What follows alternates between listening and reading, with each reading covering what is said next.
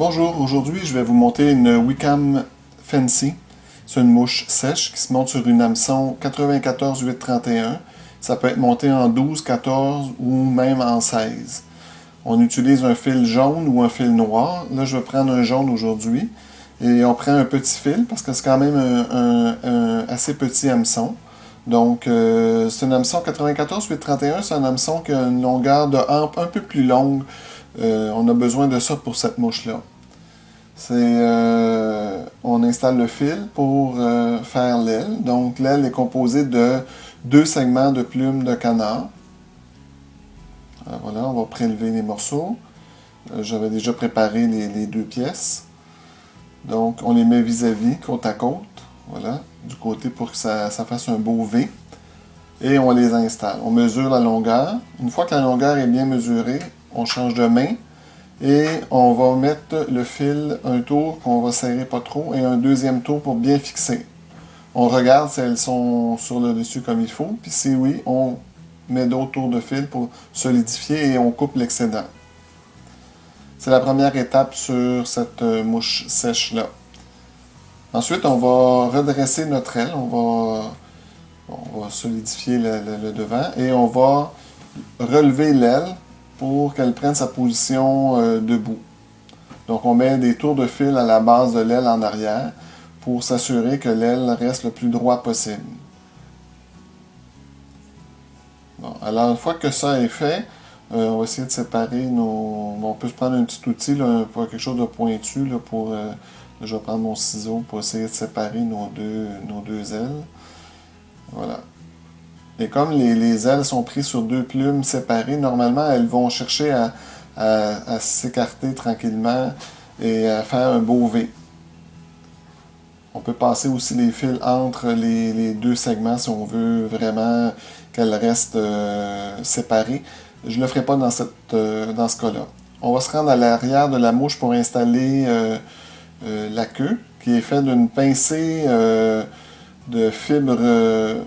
je dirais une plume de coque parce que ça prend quand même des fibres assez droites et assez rigides. On ne veut pas avoir des fibres molles comme par exemple sur une plume de poule.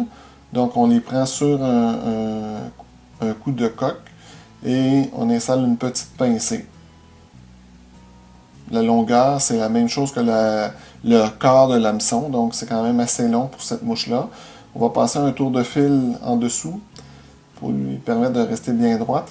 Et on va installer un tinsel très petit. Donc je prends un extra small de couleur dorée. Donc je vais installer un petit morceau. C'est pour faire les côtes. Bon, alors j'attache mon morceau à l'arrière, en dessous.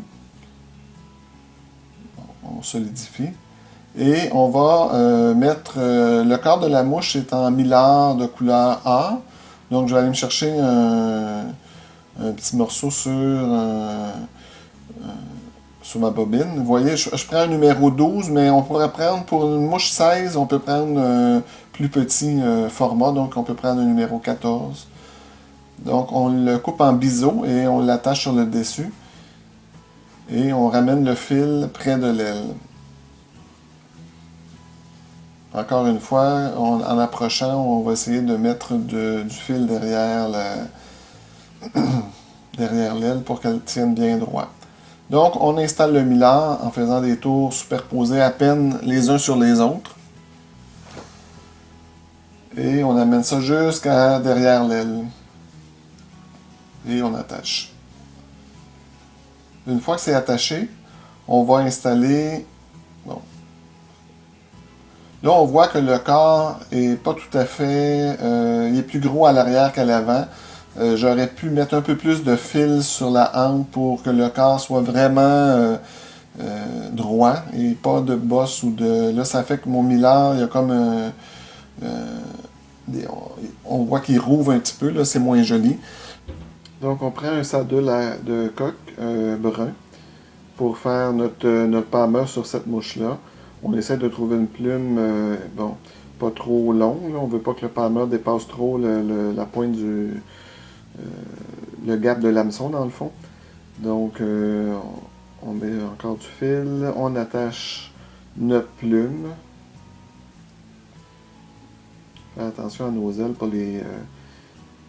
on veut qu'ils restent bien sur le dessus. Donc, voilà. On attache solidement. Et avec la pince à acule, on va le prendre par la pointe et on va l'enrouler des tours espacés, quand même assez espacés, jusqu'à l'arrière de la mouche. Donc, on suit un peu les tours de Miller là, pour se donner une référence si on veut. Donc, même si notre Miller ouvrait un petit peu, c'est pas trop grave parce qu'avec le Palmer, ça va moins quand même paraître, là, mais c'est sûr que ça aurait été plus beau si ça n'avait pas fait ça. Donc, on le bloque avec le Tencel qu'on avait installé au début. On bloque avec un premier tour. Et on essaie de ne pas trop emprisonner de fibres dans avec notre Tencel.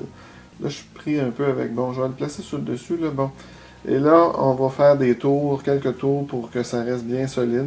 Ça va être résistant, ça, aux morsures de truite. Donc, peut-être on va le bloquer, puis on va couper l'excédent. Dans le fond, on va enlever le Tencel, on va couper le Tencel, puis ensuite, on va couper la pointe du racule. On essaie de ne pas couper les fibres qu'on vient de mettre sur le moins possible. On essaie de garder nos fibres qu'on vient d'installer sur le corps de cette mouche-là. Bon, alors on est rendu à faire la collerette. La collerette, c'est la même chose. On prend une fibre sur le saddle de notre coq brun de tantôt. Les fibres peuvent être un peu plus longues peut-être sur celle-là, mais là on est sur une 14. Saddle, c'est pas mal limite, une 14. On sait que la plupart des plumes sur un saddle sont faites pour faire des mouches 16, 18, et même des petites pointes, là, on peut faire des mouches 20. Donc, on fait quelques tours à l'arrière de notre aile. Ça va lui aider aussi à tenir bien droite.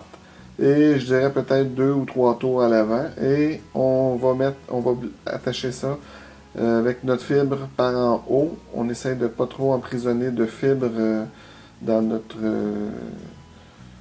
tête. On va couper. S'il y en a qui sont... C'est normal d'avoir des fibres des fois qui restent pris. Là. On les coupe avant de finaliser notre tête. Donc, on essaie d'avoir une belle tête propre.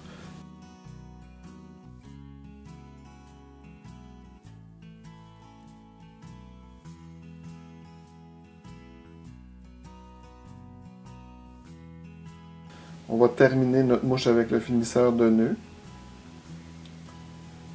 Et normalement, bon, là, je mettrai une goutte de colle. Lors du tournage, j'en ai pas mis pour ce tournage-là. Donc, faut pas oublier de mettre une petite goutte de colle. On regarde si notre mouche est bien correcte. Et sur le dessus, sur le dessous, elle est belle. Alors, je vous souhaite une bonne saison de pêche, une bonne saison de montage. Et c'est une mouche à essayer l'été prochain. Merci.